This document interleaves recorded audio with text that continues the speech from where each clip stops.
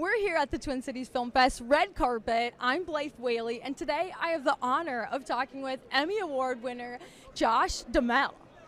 Yes. Woo! We're Yes. so glad you're here. I'm so happy to be here. Thank you, Blythe. This is, this is just an honor to be able to come to something like this. They said it's, the North Star Award is about, outstanding performance in the longevity of a career. I said, well, it's not really. The outstanding part is a little debatable, Yeah.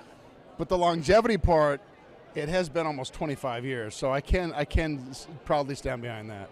Yeah, and Josh, you have been a part of blockbusters, romantic comedies, dramas, and one of my favorites, the Taco Bell commercials that you've been in. Josh, do you have a role that you're most proud of? Oh man, yeah. I mean, when I really look back on it, it's been, just breaking into this industry was terrifying. Yeah. And at first, I was so happy to get whatever I could get. But to say that I'm maybe there's just every one of them is a different journey, a different adventure.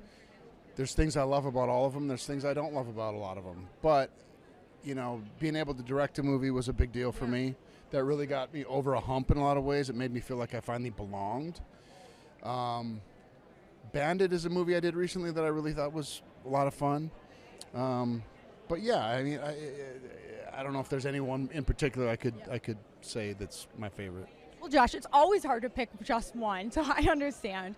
But one thing I want to ask you about is your inspiration. Getting into this industry, was there an actor, was there a film, something that inspired you to want to get into acting? Honestly, there's a few people. When I saw Brad Pitt in Legends of the Fall, I was like, I want to be like that guy. I never quite made that, but hey, he's always been some. I've never met the dude, and I think he's awesome. But actors that I really look to learn from are guys like Jack Nicholson and Jack Lemmon and Tom Hanks and a number of people, John Malkovich. There's a lot of guys that I really aspire to sort of perform like. Yeah.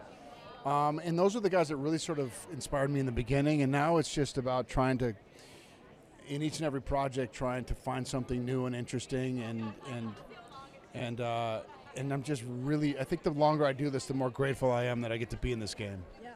And tonight you're receiving the North Star Award, which is such an honor, and I'm so glad that you're here talking with us about it. But when you look back on your career, is there anything that was surprising to you that you've been able to accomplish? Oof. I think I'll go back to the directing part because, believe it or not, it took me a long time to feel like I belonged in this business. I always felt like I was faking it. Yeah. I was like, they're gonna find me out. Oh, no. Yeah. All my friends who are here tonight are gonna he's not an actor. He's just Josh from Minot. Yeah. And so the longest time, I never really felt like I really belonged. But the longer I did it, the more comfortable I got. But when I directed, I wrote and directed and edited and marketed and did the whole thing from the beginning all the way to the end. And I think that really kind of put me over the hump in a lot of ways, because then I finally felt like, you know what, if I can do that, it's one of the hardest things I've ever done. Is directing a movie is no joke. So that was really when I kind of felt like, okay, so I do belong here. Yeah. And Josh, I thought it was interesting, of course, just by looking at you, it's not surprising to say you started as a male model. But Josh, what I think is really interesting is you had to push your agents to let them allow you to pursue acting. Yeah. What do you think is maybe some advice for some of those aspiring actors out there from how you started your career? I think that if I have any advice, it's a lot simpler than you think, but it also takes a lot of work to sort of to get to a point where it feels like it's effortless. Yeah. When it gets down to it, it's hit your mark and tell the truth. But I think that it's also to not be afraid to look silly, to look stupid, to make a fool of yourself, because you're going to do that, and people are going to come at you. You have to be able to have a really thick skin. You have to learn how to hear no a lot. But if you really believe it, and if you're doing it for reasons not to be a celebrity or not to be famous, but actually doing it because you love it, I truly love that I get to do this because I get to escape into this new adventure every time I have a new project. So it's really about just telling the truth and doing it for the right reasons. And that's exactly what you show on the screen, and we appreciate that so much from your work. But when I think about your career, you were born in North Dakota, so a fellow Midwest man, and you went to Hollywood but decided to go back to North Dakota. What is it about the Midwest that you love? I attribute whatever success I've had to my family and to my friends from North Dakota. I really do. It is, in my opinion, the greatest state in all of America. I truly love that state because the people, there's no pretension with the people. People are exactly who they project themselves to be. My friends have always been there for me. They're not that impressed by any of this. They came tonight because they want to hang out, not because they want to celebrate anything. They just wanted to come and hang out. They're mostly pissed off that they're going to be missing the Vikings game. But yeah, I think my friends, my family, my wife, my sister has been amazing. My mother, my mom, my dad. My mother was always a very she was the disciplinarian. She instilled a lot of like the hard work. And my dad was like, all gas, no brakes, go for it. You know, so I had these two sort of forces in my life. One was like, go for it, and one was like, make sure you work hard and you stay disciplined. And that's really what I've carried with me throughout this whole journey. Yeah, it's always great when you can mix the two and have the fun and also the responsibility behind it. But what I think is interesting, too, is you have 2 sons. Congrats. I know you just had your second one earlier on this year, but do you think these guys are going to follow in your footsteps into acting? Oh, God, I hope not. Why's that?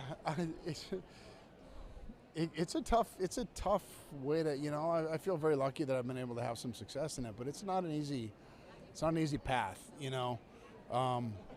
But if that's what they want to do, I will support them 100%. Yeah. You know, Axel may very well want to do this. He's my 11-year-old. He's already does his little school plays and he's great. But I'm not going to push him towards it. I'm going to let him be a kid. I'm going to let him go to school. I'm going to let him play all the sports and do all the things I did. He'll figure it out. Because that's what really made me have success in this business, is because I had a normal life. That's why I attribute so much of it to North Dakota, is because I lived a normal life up until I was 26 years old. And I still sort of carry that to every project I go on, you know. And Shep, who knows? He's 9 months old. He's walking now. So we're just happy that he's, you know, doing all the baby things. Yeah. And rightfully so. Congrats again. And lastly, I just want to ask you about your what's coming up for you. What are we excited about that we get to look forward to seeing you on screen? Well, I did a movie at the end of last year, at the beginning of this year, called London Calling. We shot that in South Africa. Really fun sort of action comedy buddy cop type thing. With the same director as Bandit, Alan Unger, which is really fun. I really can't wait to see that, or for people to see it. Then I went and did a show for Netflix called Ransom Canyon that'll be out this spring. It's sort of a modern Western, beautifully shot, about these 2 families sort of squabbling over land and water rights in Texas. It's a really fun sort of drama. And then I just finished a movie called Off the Grid that is about a guy who's been on the run for 2 years, running from the government after he invented this cold fusion technology and is hiding from them. And that to me was great because it felt like I was kind of back when I was starting my cabin in Minnesota, living off the land and sort of making things as I went. And that's kind of what this guy does. So a lot of fun things coming up. Fortunate to be working. Fortunate that everybody's happy and healthy. And really fortunate that I have my family and friends here tonight.